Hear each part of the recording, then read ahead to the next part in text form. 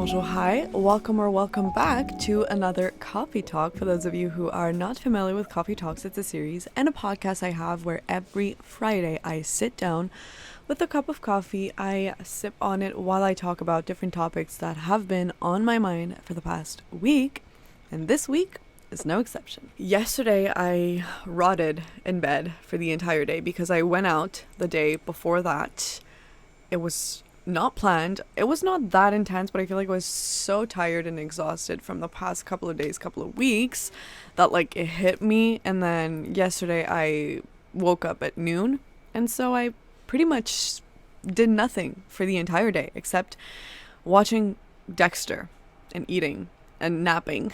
That's what I did. So today I'm trying to seize the day and make the most out of it. But obviously, and as always, this is not the topic of today's coffee talk. Today we are talking about social media, and more specifically, my addiction to social media. I know it's a bold statement, and do I consider myself addicted to social? I feel like we're all addicted to social media in one way or another. And what happens is, especially recently, I've been catching myself reaching for my phone for absolutely no reason. Let's say I was waiting for something, or even for like while working and something downloading, I would just reach for my phone and look at social media for absolutely no reason. It's almost like it was a reflex and like muscle memory to just grab my phone and see what's up. And it doesn't necessarily come from a fear of missing out, or at least not consciously, maybe unconsciously. But it's like, it's this thing that I do, I don't even think about it, and then next thing I do is look at my phone, and then I spend like 15 minutes, 30 minutes, an hour on my phone for absolutely no reason, just because I felt the need to be distracted or to be entertained while I wait for something. And what happens also is I will go on my phone for like one specific thing, let's say to look at an email or to like search for a specific information, but then I get distracted with all these notifications, and then I scroll on TikTok, or I'm on Instagram answering DMs, looking at stories, liking posts, and then I just get lost in the whole thing because of this one thing that I wanted to look up, and then I immediately get distracted, and I get this rush of dopamine and serotonin, and this is where I think the addiction comes from. It's honestly very bad, and I find myself trapped. I feel like I'm trapped in this thing where social media is work for me. I work in social media, and I'm connected all the time. And then I also have this personal life where I'm also on social media because this is what I do. This is what I want to do. It's allowing me to reach my goals in a way, my professional goals, but at what cost?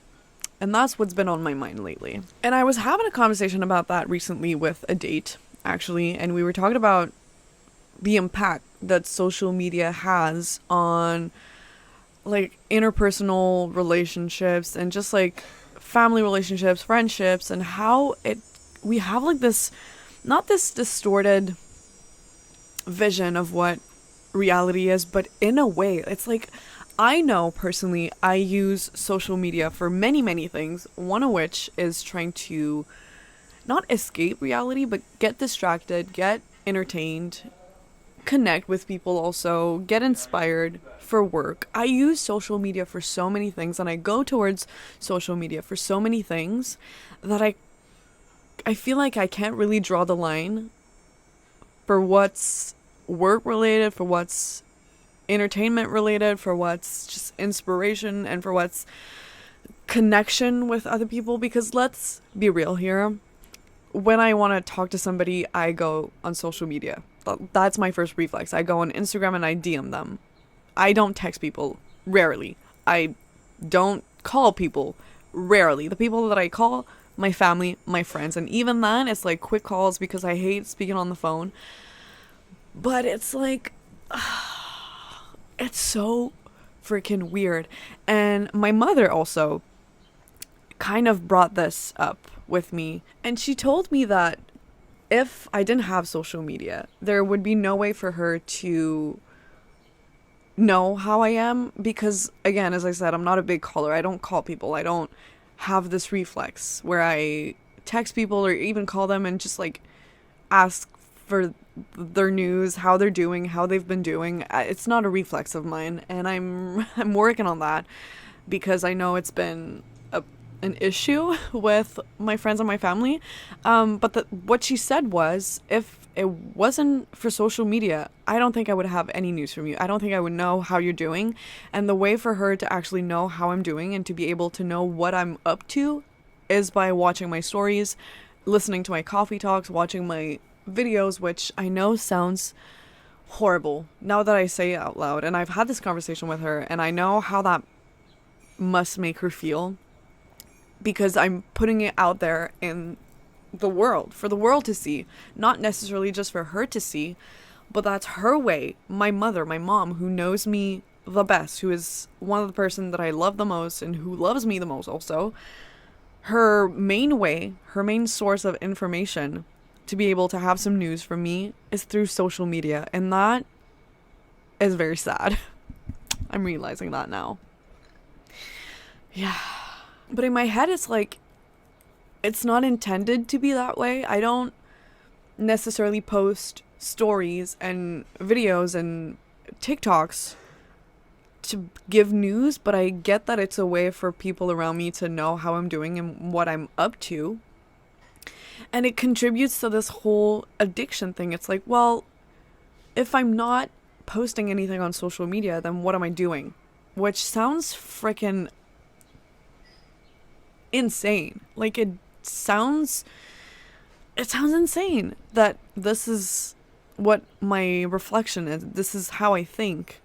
But it's like, again, social media is what I do for work, and so I need to be connected. I need to be on it in order to know what's next, what's trending, what I should be doing, not only for my personal platforms, but for clients as well, because they have, you know, some expectations and I have to deliver. And one way for me to actually be able to deliver that to clients, and even for myself, is by looking at what other creators are doing, looking at what other organizations are doing, being connected and consuming some of that content to get some inspo from it. But where I have difficulty drawing the line is what's personal, what's for my own entertainment, and what's for inspiration, and what's just for like general consumption. And if I'm being completely honest with you here, there are times where it was intended for me to scroll on social media to get inspiration, but where I just kind of got lost in the whole rabbit hole of TikTok specifically. Let's talk about TikTok in that specific situation. TikTok is like, as much as I love it and as much as it's kind of my favorite platform for what it brings me, but also for what I'm able to share on TikTok and the community I've grown on TikTok, it's like this thing where it's a love-hate relationship that I have with TikTok. And I do find myself pretty good in the way that I know people around me who scroll endlessly on TikTok for hours and hours. And I have yet to find myself in this position. I do feel like I have a good sense of control when it comes to TikTok. Because at some point I realized that I've been scrolling for too many minutes. And I do feel this rush of dopamine and serotonin, as I mentioned, and I feel like it's a little too much. It's a little overstimulating. So this is usually when I know that I have to like shut it down and read a book or like just get off my phone for a little while. But it's like, I don't know, it's so weird because everyone around me is connected through social media, and even me filming this right now is kind of ironic, because even though YouTube is more like about content and streaming and like it's a more slow-paced platform, but it's still social media. It's still a way for people to connect. It's still a way for people to get inspired. It's still a way for people to get entertained. You can find whatever you want on YouTube, frankly, and you can get lost in it as much as you can get lost on YouTube, as much as you can get lost on Instagram, as much as you can get lost on any social media platform. And as I said, me filming this and creating the content and posting it and entertaining people or trying to entertain people is ironic because I am saying that it's a problem, that we all have this social media addiction and that it's a burden for a lot of people. But here I am kind of feeding it and feeding into other people's addiction and feeding into the whole like approval and external approval. And frankly, if I'm being completely honest with myself and with you, part of the reason why I'm on social media and I'm creating content is to get people's approval. It's to get validation, external validation that I'm relevant, that I'm funny, that I'm witty, that I'm interesting, that I'm, I don't know, whatever it is that I want to prove myself that I am. It's kind of why we're all doing it in a way, whether it's conscious or not. Let's say you're out at a restaurant and you're posting a story about what you're eating. Why are you doing this? I'm asking you this question. I find myself doing this way too often, where it's like the meal looks delicious and I kind of want to brag to people that I'm at a place where the food is nice and it looks nice, and I want people to see what I'm up to.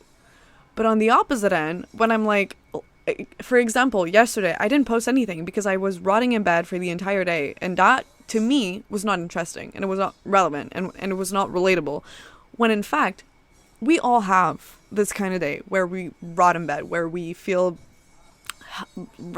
hopeless and unproductive and we feel like a potato. We all have these kind of days. But yet, what we choose to put forward and what we choose to broadcast and what we choose to post is only the good side. And this is what I find kind of toxic about social media, is we get to curate this image of ourselves. And what I'm trying to do, as much as I can, with the coffee talks, with my TikTok account, with my Instagram account, is to be as authentic as possible. And again, I am aware that I'm still curating this image, and specifically on Instagram, where I have like a more aesthetic image of who I am and I project some sort of personality on Instagram. I'm trying as much as I can to be authentic and to project an image that's true to not necessarily 100% of who I am, but that reflects a part of me, that reflects a part of what I do, what I like, my interests, and who I am.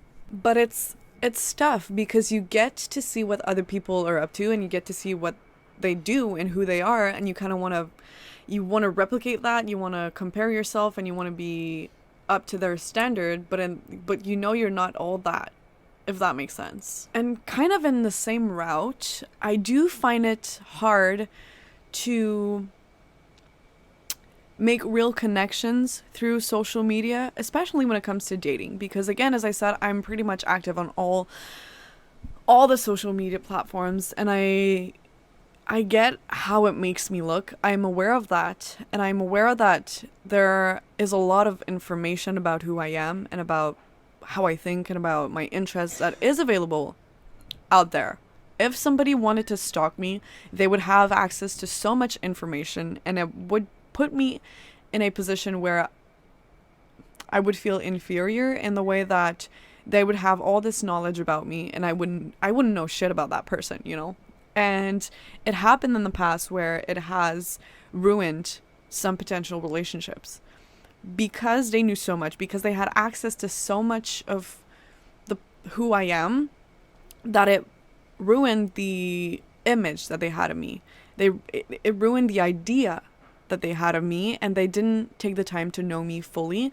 And this is what now I talk about it on the first date or even in the first conversation, because it happened too many times where I was seeing someone and then they would see how important social media was to me for a work aspect, but also as like my personal platforms, and they were kind of turned off by it because then they had this idea of me that was only like partially who I am. And it all comes back to what I've been saying about curating an image and everything and trying to be authentic. It's part of the reason why I'm trying to be authentic on social media. It's because I want people to make this idea of me that is as accurate as possible, without obviously having access to 100% of who I am, because only my friends and family have access to that, and I cherish that very much, and it's important for me to keep some sort of privacy when it comes to that. But again, I also want to be authentic. So I'm in this dilemma where I want to portray a certain image, but I also want to be authentic, but I also want to keep some things private, but I also want to broadcast who I am and be as vulnerable as possible, but again, keep some sort of intimacy and trying to make relationships through all that, and talking about dating and talking about my friends and talking about my thoughts, and it's like, it's hard to draw the line sometimes, and I feel like it can be easy to get lost in it. And I've been lost in it multiple times before. And obviously I'm kind of doomed here because, as I said, I work in social media, so I can't really detox myself from it. I couldn't go like social media free for a week. I could do it for like 24 hours, but is that enough? I don't know. I've done it before. I've done like a 24 hours screen free, so no social media, no cell phone, no television, no computer, really like screen free for an entire day, and it has been beneficial on many levels. But the reality is I couldn't do it for more than 24 hours because, well, that's work and I need to pay the bills, and especially being self-employed and being a freelancer, I couldn't afford not to be connected for more than 24 hours, which sounds pathetic and sad, but that's the reality. But let's be hypothetical here. Let's say I wouldn't be working in social media and I wouldn't need it to pay the bills. Would I still delete it? Truthfully, I don't know. Because I had a friend who deleted all social media for I think it was a year. And at that time, the only way for us to be able to reach him was via text or calls. And then eventually he went on Discord and we created a Discord channel just to be able to chat and keep up with one another. And at one point, he confessed that he downloaded TikTok again because he felt the need not necessarily to be entertained and distracted, but it's because whenever we would be hanging out with him, he wouldn't get the references that we would have, and he felt like a black sheep because he couldn't relate to the crowd. He couldn't relate to the social references that we all had, the cultural references that came from social media, that was shared through social media, and he just felt disconnected because he was physically disconnected. He didn't have any social media, but he felt disconnected with the people as well because he was not able to keep up with the conversations. He was not able to, not that he couldn't have a conversation, but in a way that whatever references we would have that were like trending sounds or whatever, he couldn't understand that. And it made him feel, like he didn't belong, like he couldn't relate, and that he was missing out on something. So with that being said, do I think I could be able to live without social media for more than a week? Maybe more than a week. Okay, a week seems reasonable, but completely, no, I don't think so. I don't think so because it is, whether we like it or not, a way for us to connect nowadays. It is a way for us to communicate. It is a way for us to get entertained and to share some knowledge. The amount of stuff I'm learning on TikTok is incredible. I still don't understand how TikTok is free, and I want it to stay that way, but the amount of knowledge I gain from TikTok, again, some of it is true, some of it is not, and we have to be able to decipher what's real and what's not, but it's such a great platform, and social media has been more beneficial than the opposite, but I am aware that I am addicted to it in a way, and that we all are in a way, and realizing it is good. But what am I going to do about it? I still don't know. And I'm here ranting about social media and how bad it is, but truthfully, I love social media because it's a way for me, as I said, to connect and to be able to just share whatever I want to share. Just me doing this here right now wouldn't be possible if YouTube didn't exist. And without social media, I wouldn't be able to share what I do. I wouldn't be able to connect with people. I wouldn't be able to get entertained. I wouldn't be able to have all this knowledge. And I would feel disconnected the same way that my friend did when he didn't have it. So would I be able to live without it? No. And that just reinforces the idea that I'm addicted to it. And I know that the word addicted and the word addiction is pretty strong. But I feel like it's kind of what it is, in a way. Whether we like it or not, we are all addicted to it, to a certain extent. Is it a real addiction? Maybe, maybe not. But it is what it is. And personally, what I've been liking to do to kind of manage this addiction, if you will, is to not consume anything for the first hour upon waking and the last hour before going to bed. So I put my phone on do not disturb for the entire night. Actually, I put it in sleep mode. And then I don't get off of sleep mode until 1 hour after I've woken up. Lately it's been hard because I haven't been really good with my schedule and with my routine, if you will. So I've been kind of all over the place.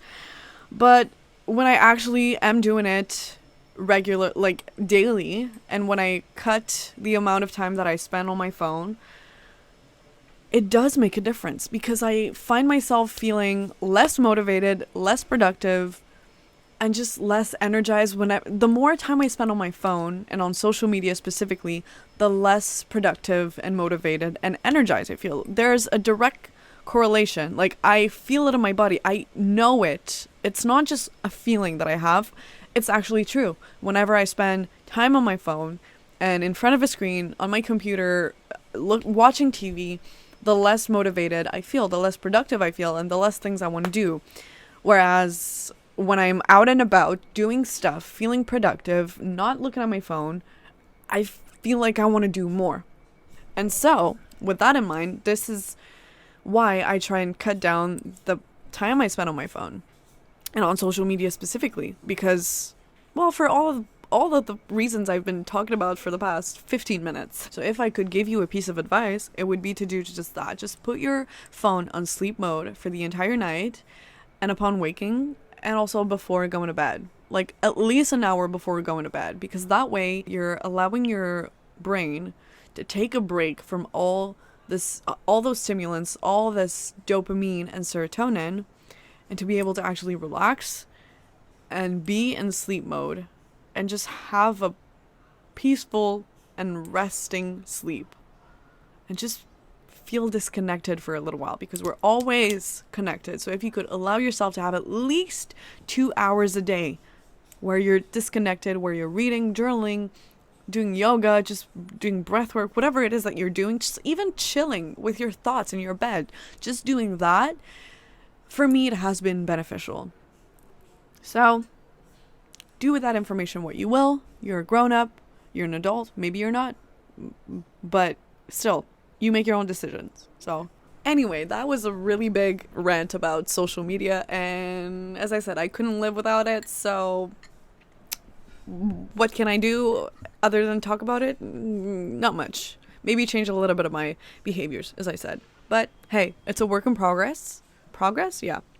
And yeah, definitely getting lost in the sauce here. So you guessed it, this is my cue to wrap it up here. Thank you for watching or listening. Thank you for being here. Thank you for supporting me. I truly, truly, truly mean it. Hopefully I have made a little difference in your day today. If you would like to make a difference in mine, you know what to do. And I'm going to wish you in Bonne journée.